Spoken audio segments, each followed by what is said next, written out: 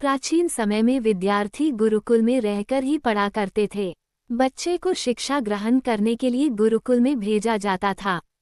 बच्चे गुरुकुल में गुरु के सानिध्य में आश्रम की देखभाल किया करते थे और अध्ययन भी किया करते थे। वरदराज को भी सभी की तरह गुरुकुल भेज दिया गया। वहां आश्रम में अपने साथियों के साथ घुलने मिलने लगा, लेकिन वह पढ़ने में बहुत ही कमजोर था। गुरुजी की कोई भी बात उसके बहुत कम समझ में आती थी। इस कारण सभी के बीच वह उपहास का कारण बनता है। उसके सारे साथी अगली कक्षा में चले गए, लेकिन वो आगे नहीं बढ़ पाया।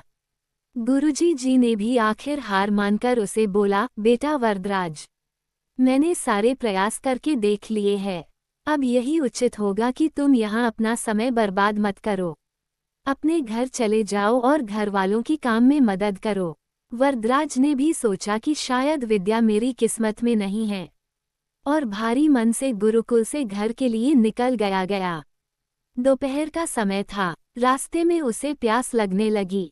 इधर उधर देखने पर उसने पाया कि थोड़ी दूर पर ही कुछ महिलाएं कुएं से पानी भर रही थी। वो कुएं के पास गया। वहां पत्थरों पर रस्सी के आने जाने से निशान बने हुए थे, तो उसने महिलाओं से पूछा, ये निशान आपने कैसे बनाए? तो एक महिला ने जवाब दिया, बेटी ये निशान हमने नहीं बनाए।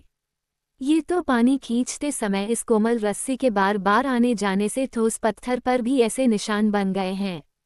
वरदराज सोच में पड़ गया। उसने विचार किया कि जब एक कोमल से रस्सी के बार बार आने जाने से एक ठोस पत्थर पर गहरे निशान बन सकते हैं, तो निरंतर अभ्यास से मैं विद्या ग्रहण क्यों नहीं कर सकता। वरदराज ढेर सारे उत्साह के साथ वापस गुरुकुल आया और अथक कड़ी मेहनत की। गुरुजी ने भी खुश होकर भरपूर सहयोग किया। कुछ ही सालों बाद यही मंदबुद्धि बालक वरदराज आगे चलकर संस्कृत व्याकरण का महान विद्वान बना, जिसने लघु सिद्धांत कौमुदी, मध्य सिद्धांत कौमुदी, सार सिद्धांत कौमुदी, गीर्वाण पद मंजरी की रचना की।